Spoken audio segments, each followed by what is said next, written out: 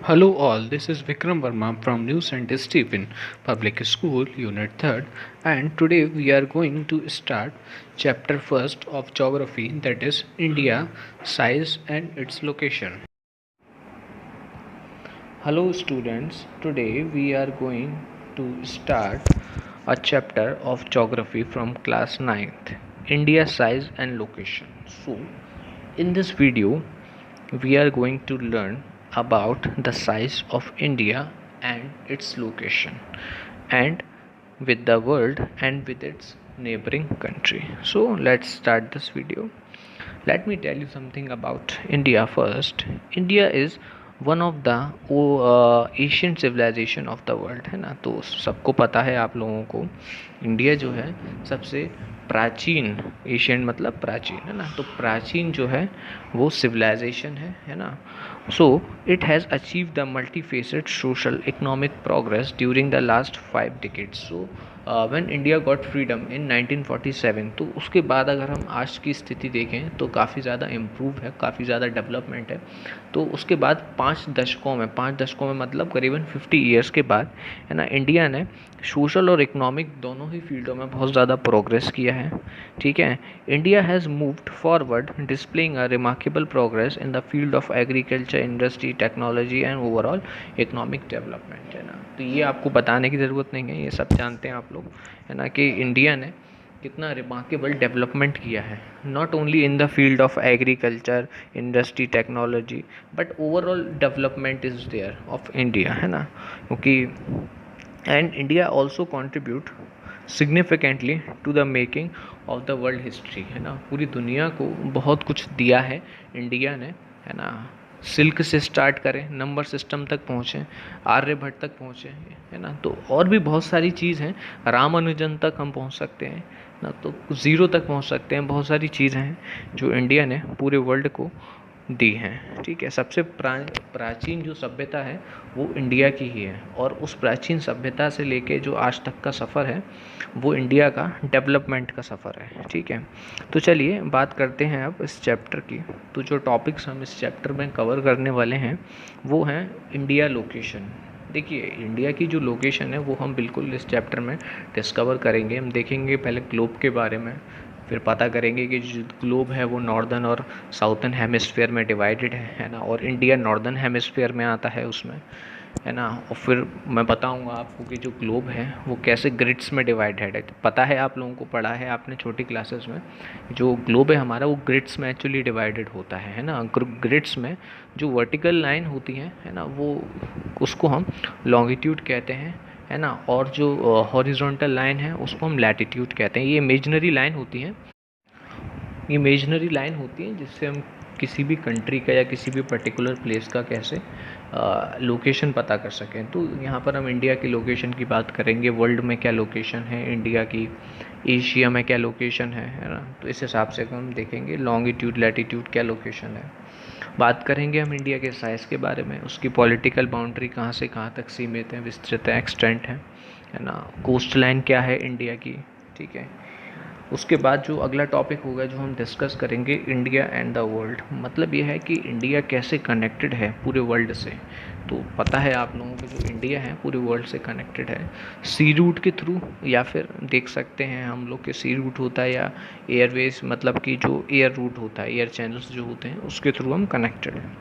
और आखिर में हम बात करेंगे इंडियन सब कॉन्टिनेंट में और उसकी नेबरिंग कंट्रीज़ की. तो इंडिया के आसपास जो कंट्री हैं, उसके जो पड़ोसी मुल्क हैं, जो नेबरिंग कंट्रीज़ हैं, उसके बारे में. ठीक है. तो अपना फर्स्ट टॉपिक हम स्टार्ट करते हैं, इंडिया और लोकेशन. तो इंडिया लोकेशन देखने से पहले ये आपके सामने एक स्क्रीन पे मैं शेयर करने वाला हूँ. ये ग्लोब का मैप है पूरे का. ठीक है. इसमें आप देखेंगे जो हमारी ग्लोब है वो 2 पार्ट में डिवाइडेड होती है ना. तो जो अपर पार्ट है वो आपका नॉर्दर्न हेमिस्फीयर होता है, और जो लोअर पार्ट है आपका उसको हम कहते हैं साउथर्न हेमिस्फीयर, है ना. तो अब आते हैं हमारे वापस से इंडिया की लोकेशन पर. तो जो इंडिया की लोकेशन है वो नॉर्दर्न हेमिस्फीयर के अंदर आती है. मतलब कि इंडिया की जो मेन लैंड है मतलब मेन लैंड का मतलब यहाँ पर ये है कि जैसे कि जो आइलैंड कंट्री भी इंडिया में इंक्लूड है, मतलब जो आइलैंड है लक्षद्वीप आइलैंड जो इंडिया में इंक्लूड है, हम उसकी बात नहीं कर रहे, जो मेन लैंड है हम उसकी बात कर रहे हैं यहाँ पर। तो जो मेन लैंड है इंडिया के वो 8 डिग्री 4 मिनट नॉर्थ और 37 डिग्री 6 मिनट नॉर्थ है ना, और longitude 68 degree 7 minute east and 97 degree 25 minute east तक फैले हुए हैं। ठीक है, अब हम बात करें यहाँ पर ट्रॉपिक ऑफ कैंसर की, तो जो ट्रॉपिक ऑफ कैंसर ये भी एक प्रकार से एक इमेजिनरी लाइन ही है ना, ये इंडिया को कट करती है, यानी कि इंडिया को डिवाइड इंडिया के बीच में से होते हुए जाती है ना, ये मैं आपको भी मैप में दिखाऊंगा।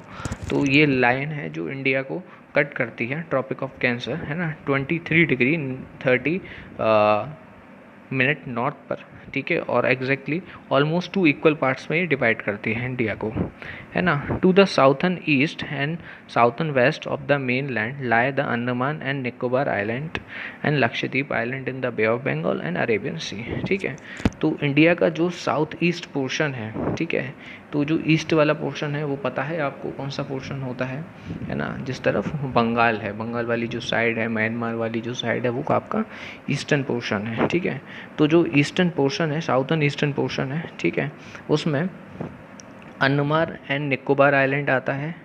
ठीक है, जो कि आपके बे ऑफ बंगाल में है, और दूसरी तरफ साउथ वेस्ट साइड में आपका निकोबार आइलैंड आता है जो कि अरेबियन सी में है। ठीक है, तो सीधी सी बात है, यहाँ पर जो इंडिया है ना, उसमें जो ईस्टर्न साइड है उसमें बे ऑफ बंगाल है, और जो वेस्टर्न साइड है उसमें अरेबियन सी है। तो ये लोकेशन है यहाँ पर इंडिया की। ठीक है, इसके बाद हम लोकेशन देख सकते हैं, ये वर्ल्ड में इंडिया की लोकेशन देख सकते हैं।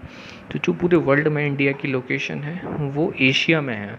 तो आप देख सकते हैं कि एशिया का जो साउथर्न पार्ट है वो इंडिया से एक्सटेंड हो रहा है। इंडिया जो एशिया है उसमें जो साउथर्न पार्ट है उसमें इंडिया आपको दिखाई देता है। ठीक है, आगे ये आप इंडिया की लोकेशन देख सकते हैं, पूरे वर्ल्ड में लोकेट आप कर सकते हैं इस प्रकार से इंडिया को। ठीक है, अब हम बात करेंगे इंडिया के साइज़ की, कि इंडिया का साइज़ क्या है।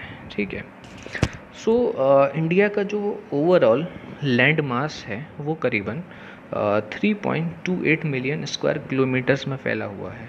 ठीक है, इंडिया का जो टोटल एरिया है वो करीबन 2.4% है total geographical area of the world. मतलब ये है कि जो इंडिया, मतलब कि टोटल जो जोग्राफिकल एरिया है अर्थ पर, मतलब जितना भी एरिया है अर्थ का, उसका 2.4% जो एरिया है लैंड का वो इंडिया ऑक्यूपाई करता है। ठीक है, और इंडिया इसी प्रकार से 7वीं सबसे बड़ी कंट्री है। So India is the 7th largest country of the world. India has a land boundary of about 15,200 kilometre, और इंडिया की जो लैंड की बाउंड्री है वो करीबन 15,200 किलोमीटर तक फैली हुई है ना। और जो टोटल हमारी कोस्ट लाइन है, मेन लैंड में जो कोस्ट लाइन है इंडिया की, है ना, जिसमें कि अंडमान और निकोबार और लक्षद्वीप आइलैंड भी शामिल है, वो करीबन 7,516.6 किलोमीटर तक फैली हुई है। तो ये था हमारा इंडिया का साइज़। हमने इंडिया के साइज़ के बारे में डिस्कस किया, मैंने इसमें इंडिया का एरिया बताया आपको, है ना। इसमें हमने इंडिया के टोटल एरिया की भी बात की, है ना, जोग्राफिकल एरिया की बात करी कि कितना परसेंटेज हम पूरे वर्ल्ड पे ऑक्यूपाई करते हैं, है ना। हमने इंडिया में बताया कि इंडिया की अगर जोग्राफिकल एरिया देखा जाए तो इंडिया 7th पोजीशन पर है ना। फिर उसके बाद इंडिया की जो टोटल बाउंड्री थी वो डिस्कस करी। इंडिया की जो कोस्ट लाइन है वो भी काफ़ी बड़ी है, उसके बारे में भी हमने बताया कि वो कितना बड़ा है और क्या क्या आता है उसके अंदर। अब बात करते हैं इंडिया की साउथ, पूरे एशिया के साथ में। ठीक है, India is bounded by the young fold mountain in the north west, north and south east. अच्छा, देखेंगे आप लोग कि जो इंडिया है ना, वो उसमें यंग फोल्ड माउंटेन आता है नॉर्थ वेस्ट साइड में, नॉर्थ साइड में और नॉर्थ ईस्ट साइड में, है ना। South of about 22 degree north latitude and its began to taper and extend toward the Indian Ocean, divided it into two seas, the Arabian Seas on the west and Bay of Bengal in the east, है ना। तो यहाँ पर अगर हम बात करेंगे India की, तो जो इंडिया यहाँ पर बीच में से ट्रॉपिक ऑफ कैंसर में डिवाइड होता है ना, उसके बाद इंडिया में एक स्लोप क्रिएट होता है ना, और जो जो स्लोप है वो इंडिया को डिवाइड करता है ना, और वो दो पार्ट में डिवाइड होके, मतलब कि जो इंडिया है वो उसमें स्लोप क्रिएट होता है, ढलान बनती है ना, और वो डिवाइड होता है ना, और वो जाके दो सी में मिल जाता है ना। एक साइड जो मतलब कि जो हमारी रिवर है वो ड्रेन होती हैं, कहाँ कहाँ जाके हमारी रिवर मिलती हैं। वेस्टर्न साइड में ये सारी हमारी जो रिवर हैं वो अरेबियन सी में जाके मिलती हैं, और जो हमारी ईस्टर्न साइड है उसमें जो सारी रिवर हैं वो जाके बे ऑफ बंगाल में मिलती हैं, ठीक है। तो हम यहाँ पर कह सकते हैं कि जो इंडिया है उसमें ईस्ट साइड में जो बे ऑफ बंगाल से घिरा हुआ है, और जो वेस्टर्न साइड है वहाँ पर वो अरेबियन सी से घिरा हुआ है, ठीक है। और जो लैटीट्यूड और जो लॉन्गिट्यूड है मेन लैंड के, उनके बीच में 30 डिग्री का डिफरेंस है। मतलब कि जो लैटीट्यूड और जो लॉन्गिट्यूड, जो मेन लैंड है हमारा, उसमें जो डिफरेंस है वो करीबन 30 डिग्री का डिफरेंस है, ठीक है। Now this is updated map of India presented by the department of science and technology. इस सर्वे है वो department of science and technology ने, ये आपके सामने पॉलिटिकल अपडेटेड मैप है इंडिया का। तो जो भी अभी हमने इंडिया के साइज़ के बारे में पढ़ा है ना, उसकी लोकेशन के बारे में पढ़ा है, लॉन्गिट्यूड लैटीट्यूड के बारे में जो भी अभी हमने पढ़ा है, ये आपको करंटली ये बिल्कुल अपडेटेड है, और ये मैप आप देख सकते हैं स्क्रीन पर, ठीक है। देखिए अब कुछ जानकारी और more about the size of India, ठीक है। तो the latitude and the longitude extent of the main land is about 30 degree, है ना। तो जैसे कि मैंने बताया था कि जो बाउंड्री है लैटीट्यूड के बीच में, और जो बाउंड्री है यहाँ पर लॉन्गिट्यूड के बीच में, तो उनकी बीच की जो बाउंड्री का जो डिफरेंस है वो अप्रॉक्सीमेटली कितना है, 30 डिग्री का डिफरेंस है। और यही वजह है कि ईस्ट से लेके जो वेस्ट तक है, ठीक है, वो स्मॉलर है पोर्शन, और नॉर्थ से लेकर जो साउथ तक का पोर्शन है वो ज़्यादा है। तो हम यहाँ पर ये कह सकते हैं इंडिया की जो चौड़ाई है वो कम है in comparison to its length, मतलब जो लंबाई है इंडिया की वो ज़्यादा है, ठीक है। सो यहाँ पर यही है दूसरा पॉइंट इसका, ठीक है। तीसरा पॉइंट यहाँ पर ये है कि जो टाइम है जो स्टैंडर्ड मेरिडियन का वो 82 डिग्री 30 मिनट ईस्ट से पास होता है मिर्ज़ापुर में, जो कि यूपी में है ना, और उसको इंडियन स्टैंडर्ड टाइम लिया गया है पूरी होल कंट्री के लिए। इसका मतलब ये है कि जो हमारा मिर्ज़ापुर है, तो जो टाइम सन की रेस के हिसाब से, यानी कि जो सनलाइट जो सबसे पहले हमारी मिर्ज़ापुर में पड़ेंगी उसी के हिसाब से पूरी कंट्री में जो टाइम है वो माना जाएगा, ठीक है। तो जो मिर्ज़ापुर है वही टाइम हमारी पूरी कंट्री में यहाँ पर इस प्रकार से एप्लीकेबल होता है, ठीक है। The time gap between the Arunachal Pradesh in the east and Gujarat in the west is about 2 hours. इसका ये मतलब है कि जो, जैसे मैंने अभी आप लोगों को बताया था कि जो लॉन्गिट्यूड और लैटीट्यूड में जो 30 डिग्री का डिफरेंस है, इसके बारे में भी मैंने बताया था, इनकी जो बाउंड्री होती है ना उनके बीच में 30 डिग्री का डिफरेंस होता है। इसी प्रकार से यहाँ पर जो लॉन्गिट्यूड होता है, तो जो आपका 1 लॉन्गिट्यूड है ना, वो अप्रॉक्सीमेटेड 111 किलोमीटर होता है। तो इसी हिसाब से जो चौड़ाई है इंडिया की, चौड़ाई का मतलब यहाँ पर मैं किसकी बात कर रहा हूँ, तुम्हारी जो ईस्ट वेस्ट है, जो डायरेक्शन जो एक्सटेंट है वो करीबन 3000 किलोमीटर है। तो 30 डिग्री का जो यहाँ पर डिफरेंस है लॉन्गिट्यूड और लैटीट्यूड के बीच में, प्लस इसी 30 डिग्री की डिफरेंस की वजह से मैंने बताया कि जो एक लॉन्गिट्यूड है वो करीबन आपका 111 किलोमीटर के बराबर होता है ना। तो यही डिफरेंस आपका इसी की वजह से ईस्ट और वेस्ट साइड में अप्रॉक्सीमेटली 3 किलोमीटर का डिफरेंस आ जाता है ना, गुजरात और अरुणाचल प्रदेश के बीच में। तो यही डिफरेंस की वजह से जो टाइम गैप है वो 2 आवर्स का हो जाता है। यानी इसका मतलब ये है कि अरुणाचल प्रदेश में अगर इस समय सुबह है तो गुजरात में 2 घंटे पहले की इस समय रात हो रही होगी, ठीक है। तो ये है हमारा अरुणाचल प्रदेश और गुजरात का 2 आवर्स का गैप, ठीक है। The latitude extent influence the day night as move to the south to the south to north, जैसे जैसे हम साउथ से नॉर्थ की तरफ जाते जाएंगे तो हमारा जो डे और नाइट का जो इफ़ेक्ट है ना, वो भी उस वजह से थोड़ा सा क्या होता जाएगा, बढ़ता जाएगा, है ना।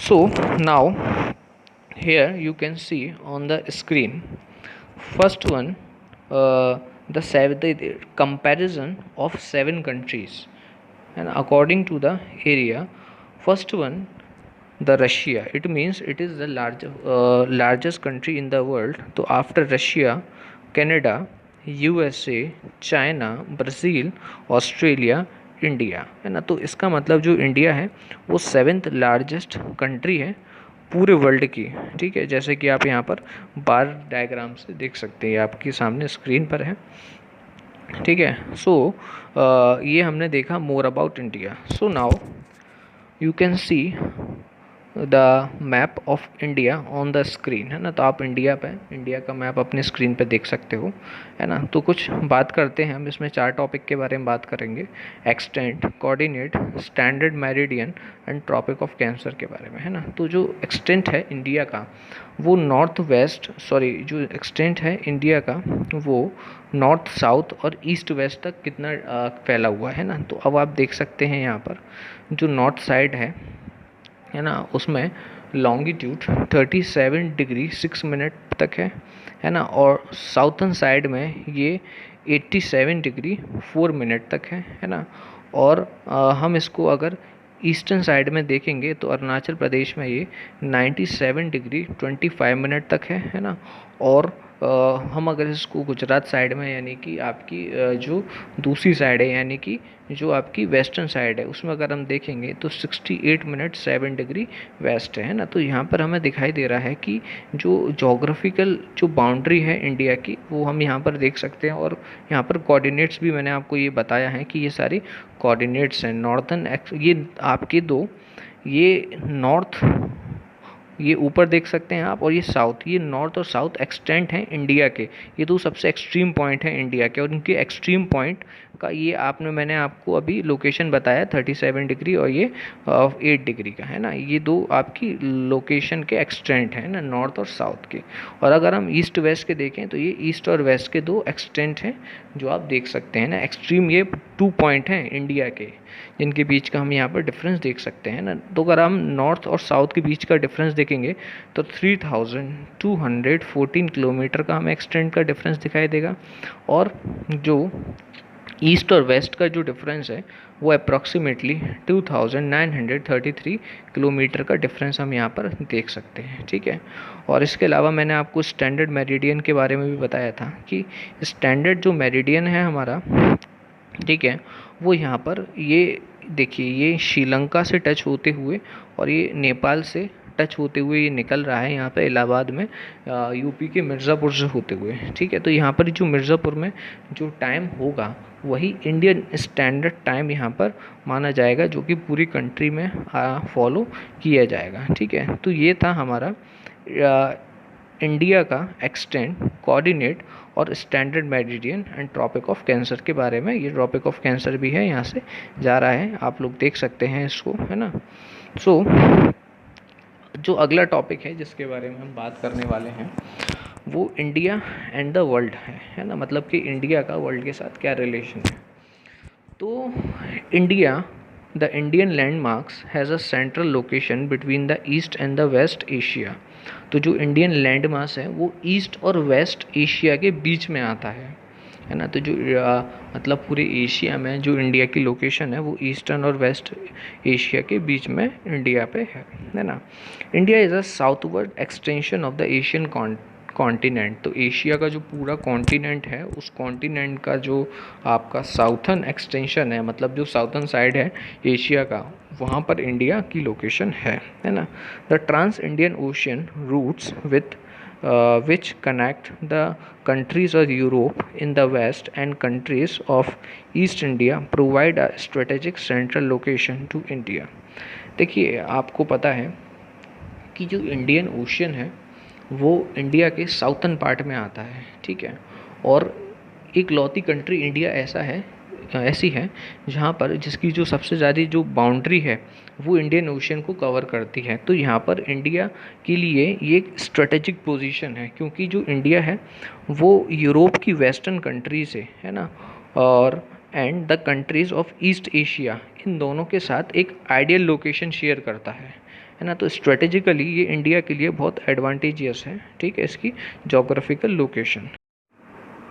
Now that the Deccan Plateau protrudes into Indian Ocean, thus helping India to establish close contact with East Asia, Africa and Europe from the west coast and Southeast Asia from the central coast।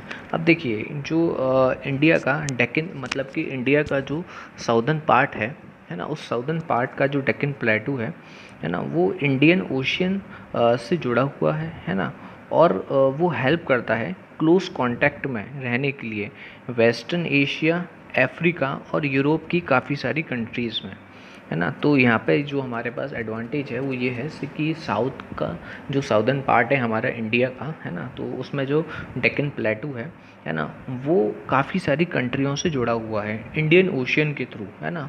और वो country कहाँ कहाँ की हैं? Waste Asia की, Africa की और Europe की, ठीक है। और किसकी मदद से जुड़ा हुआ है? वेस्टर्न कोस्ट से साउथर्न ईस्ट और ईस्ट एशिया के कोस्ट के थ्रू ये जुड़ा हुआ है। और मतलब कि इन कोस्टों के वजह से ये जुड़ा हुआ है, जिसकी वजह से हम कम्युनिकेशन और ट्रांसपोर्टेशन ये दोनों ही हम कर पाते हैं इन कंट्रीज़ के साथ, इनके कोस्ट की मदद से। No other country has a long coast line on the Indian Ocean as India has, and indeed it is Indian eminent position in Indian Ocean which justify the name of an ocean after it। तो ऐसी कोई दूसरी country नहीं है ना, जिसका इतना लंबा कोस्ट लाइन इंडियन ओशियन से जुड़ा हुआ हो, है ना। इसीलिए इस ओशियन का जो नाम है वो इंडिया के ऊपर रखा गया है, यानी कि इंडियन ओशियन रखा गया है, क्योंकि कोई और कंट्री इस ओशियन से इतनी ज़्यादा नहीं जुड़ती जितना इंडिया जुड़ता है, ठीक है। और वहीं से इसका नाम जस्टिफाई भी होता है इंडियन ओशियन। तो हमने ये देखा कि इंडिया और वर्ल्ड के साथ जो जुड़ा हुआ है वो किसकी वजह से सबसे ज़्यादा, इसमें सबसे इम्पोर्टेंट जो रोल है वो यहाँ पर किसका है? ओशियन का है, इंडियन ओशियन का है यहाँ पर, ठीक है। नेक्स्ट टॉपिक अब हम यहाँ पर देखते हैं। India contact with the world have continued through the ages, but their relationship through the land routes are much older than their marine time contact, ठीक है। देखिए ऐसा है कि जो इंडिया का जो कांटेक्ट है पूरे वर्ल्ड के साथ, है ना, वो काफ़ी पुराना है ना। और उनका जो रिलेशनशिप है लैंड रूट का वो प्राचीन है, लेकिन जो मराइन रूट का मतलब जो सी रूट है ना, वो कांटेक्ट जो है वो इतना ज़्यादा पुराना प्राचीन नहीं है ना। Various passes across the mountain in the north have provided passage to the Asian traveller, है ना। तो हमारी कंट्री में जो नॉर्दर्न माउंटेन है ना, वो पैसेज यानी कि रास्ता प्रोवाइड करते थे एशियन ट्रैवलर्स को, है ना। प्राचीन काल में जो ट्रैवलर्स हुआ करते थे, है ना, वो नॉर्दर्न साइड के माउंटेन से ही आया करते थे, एंटर किया करते थे हमारी कंट्री में। वाइल जो साउदर्न पार्ट है इंडिया का, है ना, वहाँ पर ओशियन से वो घिरा हुआ है, तो वो ओशियन की वजह से, है ना, हमारी कंट्री का जो कांटेक्ट नहीं हो पाता था दूसरे कंट्रीज़ के ट्रैवलर के साथ में, ठीक है। तो these route have contributed in exchange of ideas and communities since Asian time. तो प्राचीन समय से ही जो हमारा लैंड रूट है ना, उसी की वजह से हमारा कनेक्शन है पूरे वर्ल्ड के साथ, ठीक है। और उसी लैंड रूट से हम आइडियाज़ और कमोडिटीज़ को प्राचीन काल से ही शेयर करते आ रहे हैं, एक्सचेंज करते आ रहे हैं, ठीक है। जैसे कि जो आइडियाज़ थे उपनिषद के, रामायण के, है ना, जो स्टोरी थी पंचतंत्र की, है ना, जो इंडियन न्यूमेरियल्स थे, है ना, इंडियन और जो डेसिमल सिस्टम था, है ना, दस could reach many part of the world. तो हमारी जो भी धरोहर है यहाँ पर, जैसे कि ये कुछ चीज़ें हम लोगों ने यहाँ पर बताई हैं, उपनिषद बताया है, रामायण बताई हैं, पंचतंत्र बताया है, इंडियन न्यूमेरिकल्स बताए हैं, डेसिमल सिस्टम बताया है, ये पूरी दुनिया तक नहीं पहुँच पाता अगर हम नॉर्दर्न पार्ट से कनेक्ट नहीं होते। तो प्राचीन काल से ही ये बात सिद्ध है कि जो इंडिया है वो लैंड रूट के थ्रू नॉर्दर्न पार्ट से ही बाकी कंट्रीज़ के साथ कनेक्टेड है, ठीक है। और स्पाइसेस हैं, मिसलिन्स हैं, है ना, और बाकी जो मर्चेंटाइज यानी कि बाकी जो प्रोडक्ट थे, है ना, were taken from India to the different countries, और इंडिया से दूसरी कंट्रीज़ में ले जाके उनका व्यापार किया जाता था। दूसरी तरफ the influence of Greek structure and the architectural style of dome and minarets from West Asia can be seen in different part of the country, है ना। देखिए हम इंडिया ने पूरे विश्व को बहुत कुछ दिया है ना, लेकिन कुछ चीज़ें हैं जो हमने भी यहाँ पर ली हैं, तो ये यहाँ पर उनके बारे में बताया जा रहा है ना। कुछ प्रभाव दिखता है ग्रीक स्क्रप्चर का, है ना, और उनके आर्किटेक्चर का, है ना। उन हमारे जो डोम स्टाइल के जो घर होते हैं, जो मतलब कि पुरानी पुरानी इमारतें हुआ करती हैं, है ना, जो बड़ी बड़ी इंपॉर्टेंट इन्फ्लुएंशियल जो बिल्डिंग है, तो वहाँ पर इस प्रकार का जो आर्किटेक्चर स्टाइल है वो दिखता है। तो जो बाहर से आया है, जो वेस्टर्न एशिया से इंडिया में आया है, डिफरेंट पार्ट ऑफ कंट्री में हमारी आया है, ठीक है। तो now you can C India on the international highway of trade and commerce. तो यहाँ पर आप देख सकते हैं कि इंडिया कैसे इंटरनेशनली कनेक्टेड है बाकी साउथ वेस्टर्न एशिया की कंट्रीज से और बाकी यूरोपियन कंट्रीज से। तो ये जो कनेक्टेड है ये एयर रूट्स और सी रूट्स के थ्रू कनेक्टेड है, ठीक है। और आप इसमें एक चीज़ देख सकते हैं कि जो इंडिया का नॉर्दर्न पार्ट है वो घिरा हुआ है ना, एशिया की कंट्रीज से, लेकिन जो साउदर्न पार्ट है, जो पेनिनसुलर पार्ट है, जो बाहर आ रहा है ना, जो कि यहाँ पर इंडियन ओशियन है, अरेबियन सी है और बे ऑफ बंगाल से जो घिरा हुआ है ना, ये कनेक्टेड हो रहा है अप्रॉक्सीमेटली एशिया की और यूरोप की काफ़ी सारी कंट्रीज से। तो काफ़ी सारे ऐसे चैनल हैं, सी चैनल हैं या फिर कुछ एयर रूट्स भी हैं जहाँ से इंडिया कनेक्ट होता है ना, और ट्रेड और कॉमर्स इजीली हो पाता है इसकी मदद से, ठीक है। Now you can C India on international highway of trade and commerce. एक दूसरा मैप और है जहाँ पे आप देख पा रहे हैं कि इंडिया कैसे कनेक्ट है बाकी वर्ल्ड की कंट्रीज़ के साथ में, है ना। तो इसमें जो अलग चीज़ है वो ये है कि इसमें मेजर सी और एयरपोर्ट्स दिख रहे हैं, है ना, जिसके थ्रू एयर रूट्स के थ्रू और सी रूट्स के थ्रू इंडिया यहाँ पर कनेक्टेड है। देखिए एक और मैं आपको पिक्चर दिखाता हूँ, है ना, ये स्विस कैनाल इजिप्ट की पिक्चर आप देख सकते हैं स्क्रीन पर। तो मेडिटेरियन सी जो रेड सी से कनेक्ट होता है ना, वो उस रूट से इंडिया में आना बहुत आसान हो गया जब ये रूट कनेक्ट हुआ। और ये जब हो पाया जब स्विस कैनाल बना था, है ना। तो जो स्विस कैनाल बना था उसके बाद जो इंडिया की आवाजाही थी वो बहुत ज़्यादा इंडिया में आसान हो गई थी। और जो मेजर सी पोर्ट्स हैं इंडिया के वो क्या कहते हैं, काफ़ी सारी साउथर्न एशिया की कंट्रीज से जुड़े हुए हैं, काफ़ी सारी यूरोपियन कंट्रीज से भी जुड़े हुए हैं, और ये हमारा बहुत अच्छा साधन है ट्रेड का और कॉमर्स का, ठीक है। चलिए अपने नेक्स्ट टॉपिक पे आते हैं, इंडियाज़ नेबर, है ना, इंडियाज़ की नेबरिंग कंट्री के बारे में। सो India occupy an important strategic position in South Asia. India has 28 states and 8 union territories. India shares its land boundary with Pakistan and Afghanistan in northeast, China, Tibet, Nepal and Bhutan in the north, Myanmar and Bangladesh in the east, है ना। तो हम यहाँ पर देख सकते हैं, मैंने बताया भी था जैसे कि थोड़ी देर पहले आपको कि जो इंडिया है वो साउथ एशिया में आता है ना, और ये स्ट्रेटेजिकली इंडिया के लिए बहुत इम्पॉर्टेंट है ना। इंडिया में 28 स्टेट हैं और 8 यूनियन टेरिटरीज़ हैं, है ना। इंडिया शेयर करता है अपनी बाउंड्रीज़ पाकिस्तान और अफ़गानिस्तान के साथ नॉर्थ वेस्टर्न साइड में, चाइना, तिब्बत, नेपाल और भूटान के साथ नॉर्थ की साइड से, म्यांमार और बांग्लादेश ईस्टर्न साइड से, and southern neighboring across the sea consist of 2 island countries में namely the Sri Lanka and Maldives, ठीक है। तो साउथर्न पार्ट में जो हमारी नेबरिंग कंट्रीज़ हैं, जो हम सी क्रॉस करके जिन कंट्री, दो आइलैंड कंट्रीज से मिलती है हमारी इंडिया, वो है श्रीलंका और मालदीव्स। तो these are the two southern neighbor of India. Sri Lanka is separated from India by a narrow channel of sea formed by the Palk Strait and Gulf of Mannar, while Maldives island are situated to the south of the Lakshadweep island, ठीक है। तो जो श्रीलंका है ना, दो sea routes के through India से अलग होता है ना। तो दो सी चैनल या दो सी रूट्स कौन से हैं यहाँ पर, पल्क स्ट्रीट है और दूसरा है गल्फ और मनार, ठीक है।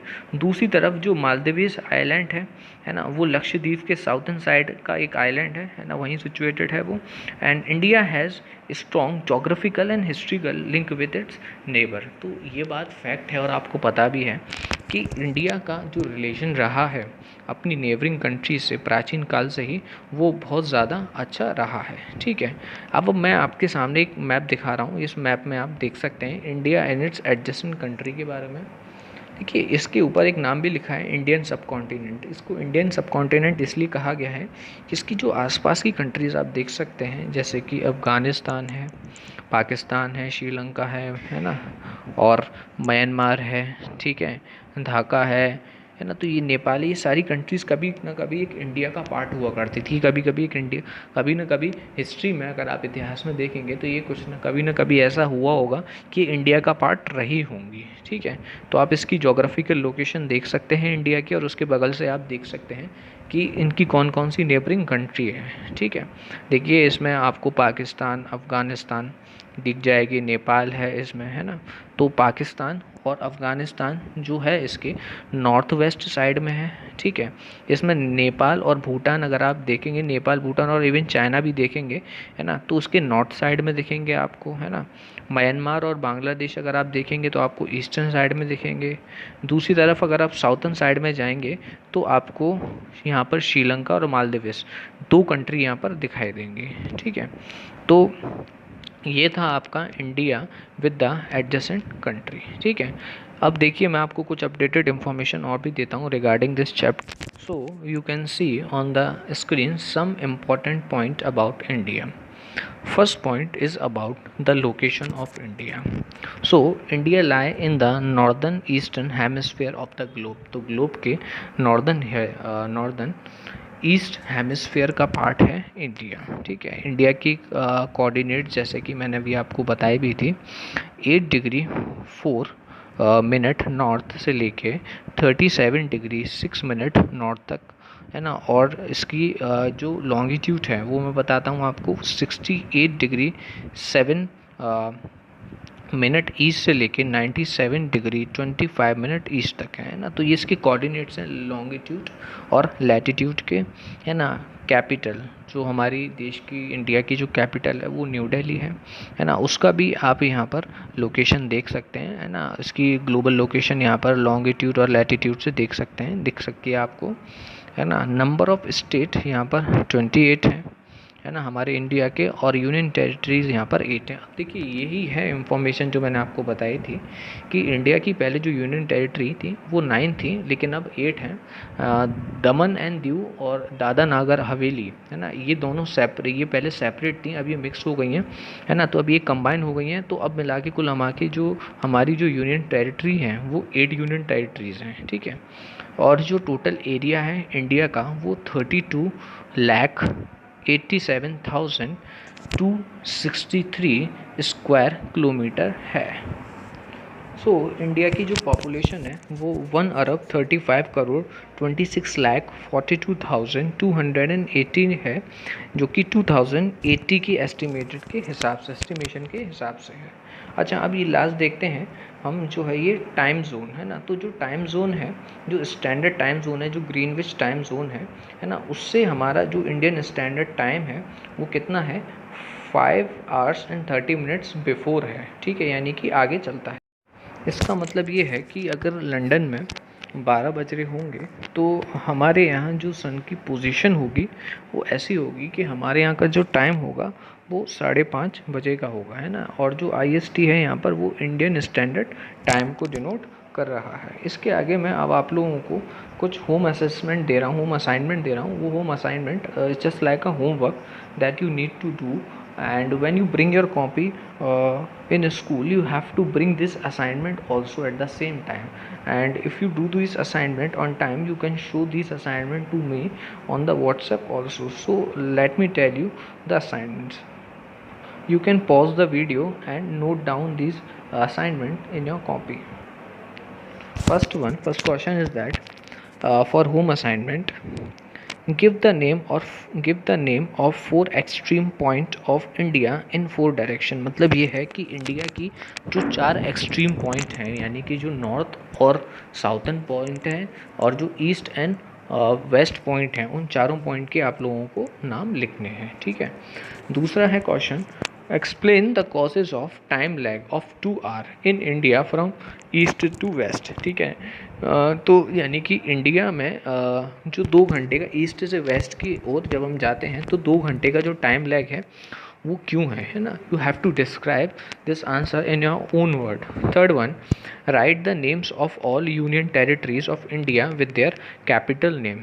इन your fair copy you have to write the name of all union territory of India, and also you need also write their capital at the same time, है ना। next one, you have to describe the position of India on globe, ठीक। तो these are the 4 question। let me tell you 4 more question also related to this chapter। Name the different countries of India, है ना। You need to write down and identify the all different neighbouring countries of India. Write the exact location of India in globe, है ना। आपको India की exact position यानी उसकी जो coordinates हैं, है ना, ग्लोब पे क्या है वो आपको लिखनी है। आपका next question, 7th question, draw and locate all state and union territory in updated political map of India. ये अब आपके लिए याद रखिए, सबसे इम्पॉर्टेंट वर्क है। तो आपको एक मैप लेना है और उसमें ड्रॉ करना है। मैप में आपको स्टेट्स और यूनियन टेरिटरी सारे अपडेटेड लोकेट करने और मार्क करने हैं, है ना। और उसके लिए आपको सिर्फ पॉलिटिकल मैप ही लेना है, फिजिकल मैप इसमें नहीं लेना आप लोगों को, ठीक है। Next one is draw and लेवल the standard meridian of India, Tropic of Cancer, neighbouring country of India, updated political map of India, है ना। तो that is the last 8th question and these are the home assignment that you need to do in your fair copy।